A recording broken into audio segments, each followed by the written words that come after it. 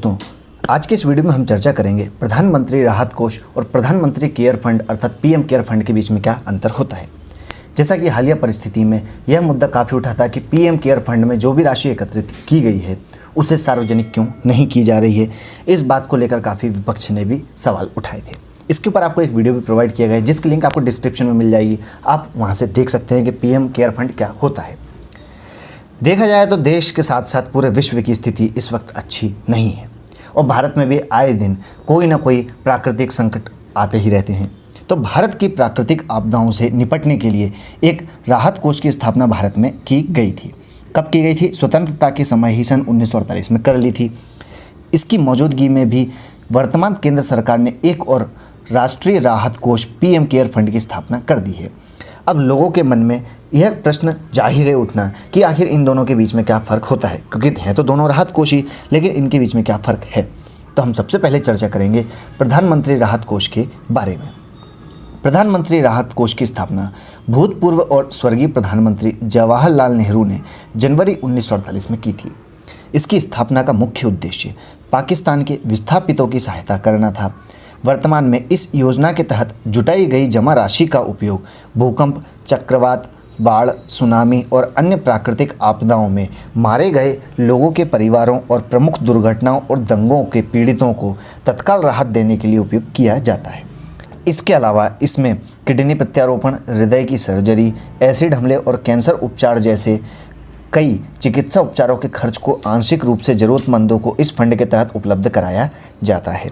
इस फंड की सबसे अच्छी विशेषता तो यह है कि इसका हर साल ऑडिट भी किया जाता है, जिससे देश को यह पता लग जाता है और पता चल जाता है कि इसमें कितना दान आया है, कितना खर्च हुआ है और इसका किस तरह से उपयोग किया गया है।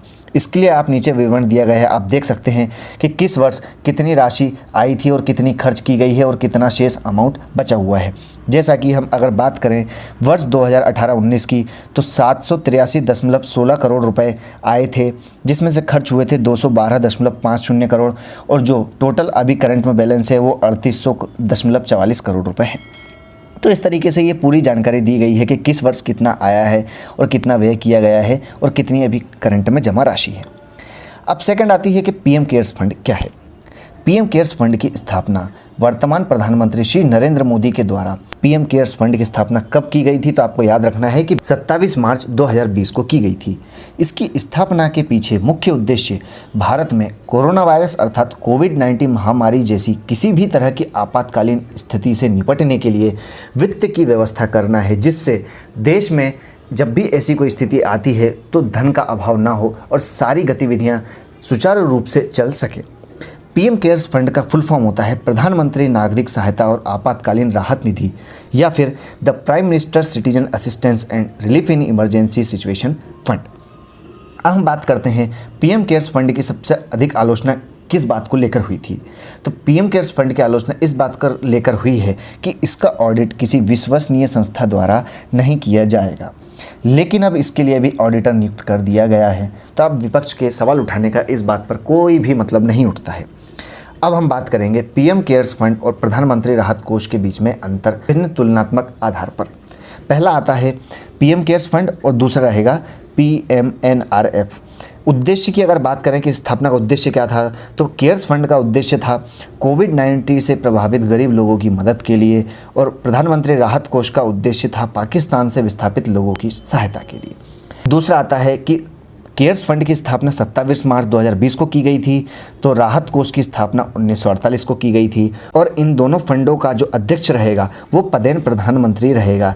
जैसा कि इस वक्त नरेंद्र मोदी हैं तो आज नरेंद्र मोदी रहेंगे और कल और कोई बन जाएगा तो वो इसका अध्यक्ष हो जाएगा। सदस्यों की बात करते हैं, पीएम केयर्स फंड के सदस्य कौन कौन रहेंगे, तो इसमें गृह मंत्री, वित्त मंत्री और रक्षा मंत्री आएंगे। इसके साथ ही ट्रस्ट के सदस्य, जबकि प्रधानमंत्री विशेष क्षेत्रों से 3 अन्य प्रसिद्ध हस्तियों को ट्रस्ट के सदस्य के रूप में भी नामित कर सकता है। अब दूसरी ओर हम अगर बात करते हैं राहत कोष की, तो उसमें जो सदस्य होंगे वो कौन कौन से होंगे, तो कांग्रेस अध्यक्ष जो रहेगा पद पर वो फिक्की और टाटा ट्रस्ट के प्रतिनिधि, इन सभी को मिलाकर सदस्यों का एक समूह बनेगा जो कि राहत कोष के लिए कार्य करेगा। खर्च के प्रकार की बात करते हैं तो केयर्स फंड कोविड-19 महामारी जैसी किसी भी तरह की आपातकालीन स्थिति से निपटने के लिए यह कार्य करेगा। वहीं दूसरी ओर हम बात करते हैं राहत कोष की, तो प्राकृतिक आपदाओं, दुर्घटनाओं और दंगा पीड़ितों, इसके साथ ही किडनी प्रत्यारोपण, हृदय की सर्जरी, एसिड हमले और कैंसर उपचार आदि जैसी कई तरह के चिकित्सा उपचारों के लिए इसका उपयोग किया जाएगा। इसके साथ ही अगर हम बात करें तो इन दोनों राहत कोषों के तहत जो भी दान करता रहेगा उसे टैक्स में भी छूट प्रदान की जाएगी। टैक्स छूट का क्या प्रोफार्मा रहेगा, क्या क्राइटेरिया है? व्यक्ति, संस्था या कंपनी द्वारा दान की गई पूरी राशि टैक्स छूट के दायरे में आएगी, ऐसा कहा भी गया है।